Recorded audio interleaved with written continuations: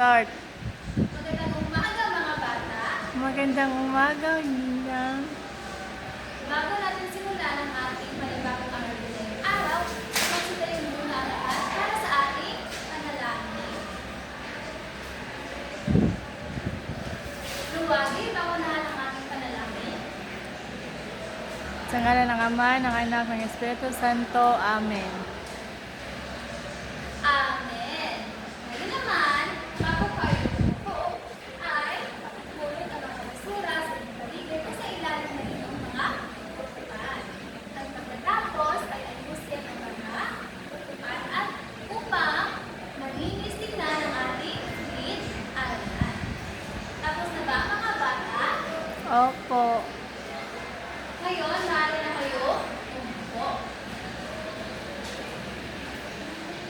At ating i-check kung sino ang mga lumiban sa ating klase ngayon. Alamin Ruth, Beautiful Jewel, Villarine Blanche, at Ikong Ana Jane. Mabuti at walang lumiban sa ating klase. Meron akong hinandang mga alituntunin upang ito'y gabay sa ating panibagong aralin ngayong araw. Pakibasa. Una, Makinig ng mabuti. pangalawa, Panatilihing malinis ang silid-aralan. pangatlo, Igalang ang kaklase at guro. itaas ang kamay bago magsalita. Ating bilangin ang ating mga alituntunin. 1, 2, 3, 4. Meron tayong 4 na mga alituntunin. Ngayon, ano ang makikita ninyo sa larawan? Mga bata. Mga bata. Ano nga ba? Ano ang tawag natin sa mga bata? Sila ay mga tao. At ano ang nakikita sa likod ng mga bata? Ito ay isang paaralan. Ano naman ang tawag natin sa paaralan? Ito ay isang Lugar. lugar. Tamang-tama. Bigyan natin lang yung sarili ng verde flap. Ano nga ba ang verde flap? Inyong sundin si Juno. 1, 2, 3. 1, 2, 3. Very good, very good, very good. Again.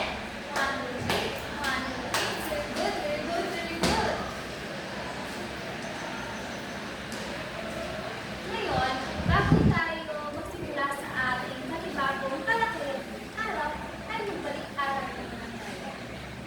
Sino dito ang naka-remember kung ano ang ating napag-aralan ng nakaraang araw? Pinoy? Tama. Ito ay tungkol sa bahagi ng kwento. Ano nga ba ang kwento, Villarine? Tamang-tama. At ano naman ang mga bahagi ng kwento? Luwagi. Ito ay ang simulan, kasimulan at katapusan. Mabuti at kayo nga ay nakinig sa ating talakayan noong nakaraang araw.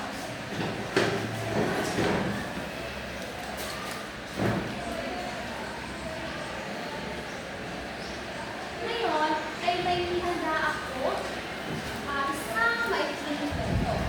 Ano ba kayong magbasa o makinig ng mga maikling kwento? Ano-ano ang mga maikling kwento na inyong nabasa? Valorio, Simat-singat sa pagbuo. simansigat si Pagbo. Ano pa? Luwagi. Silanggam at Silanggam at Si Bubuyog.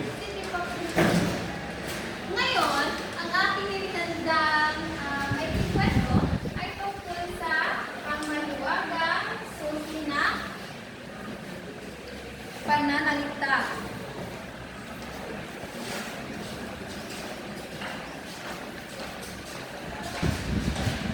Habang ako ay nagbabasa ng ating maikling kwento, ay nais ko makinig kayo ng mabuti. Dahil pagkatapos ng ating maikling kwento, ay may itatanong ko. Naiintindihan ba mga bata? Opo. Magaling.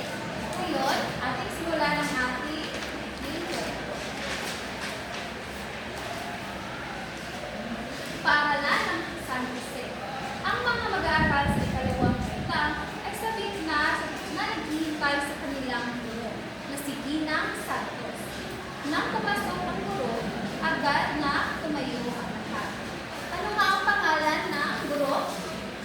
Ginang Santos. Ginang Santos.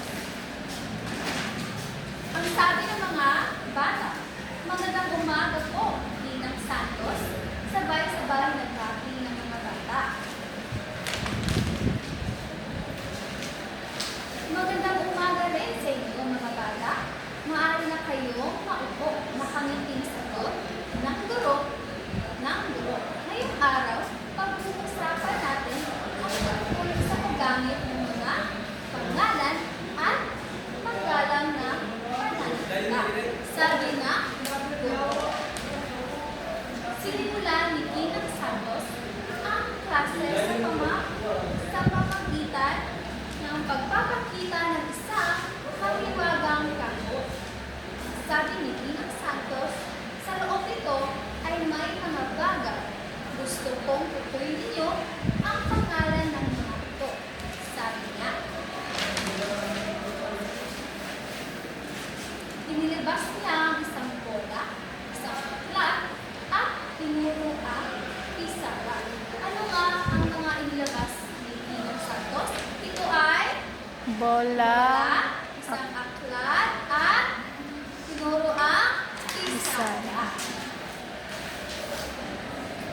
Lahat ng binanggit ninyo, bola, aklat, pisara, at maging ang inyong mga pangalan, gaya ni Tito at Ana, ay tinatawag natin pangalan. Ito ang mga salitang tumutukoy sa ngalan ng tao, bagay, hayop, lugar, o pangyayari. Paliwanag ni Ginang Santos. Sino nga ang dalawang pangalan ng mga bata? Sila si Nito at Ana. Nagtaas ng kamay si Tito. Ginang Santos, bakit po mahalagang malaman ang tamang pangalan ng mga bagay? Bakit nga ba? Ang sabi ni Ginang Santos, magandang tanong dito. At napansin niyo ba ang ginamit ni Nito? Ginamit niya ang salitang po. Diyan papasok ang ating ikalawang paksa, ang magalang na pananalita, sabi ni Ginang Santos. Ipinaliwanag ni Ginang Santos ng paggamit ng mga salitang po, opo, mali po, at salamat po ay parang isang mahiwaga susi na nagbubukas ng puso sa ibang tao. Hindi lamang ito magpapakita ng respeto sa matatanda, kundi nagpapakita rin ng kabutihang asal sa kapwa. Ano-ano nga ang mga kagalang ng mga pananalita? Ito ay po, opo, maraming salamat po. Bago matapos ang klase, bibigyan sila ng isang hamon. Mula ngayon, gamitin ninyo ang tamang pangalan sa paghingi ng pabor, kasama ang magalang na pananalita, sabi ni Ginang Santos. Lumapit si Ana sa Janabela. Ben, maaari ko bang ilagay ng inyong lapis? Pakiusap? Ano nga ba? Ano nga ang pinakiusap ni Ana kay Ben? Hiramin ang lapis. Hiramin ang lapis. Tamang-tama. Sumagot naman si Ben. Opo, Ana. Ito ang aking lapis. Napaliti si Ginang Santos. Alam niyang hindi lang gramatika ang natutunan ng kanyang mga estudyante, kundi ang mahalagang aral ng pagrespeto sa isa't isa. At doon natapos ang ating kwento. Ngayon, Pina na, Jenny. Okay na. Pakita na yung IM. Kita na yung isa. ako ay sa akin kay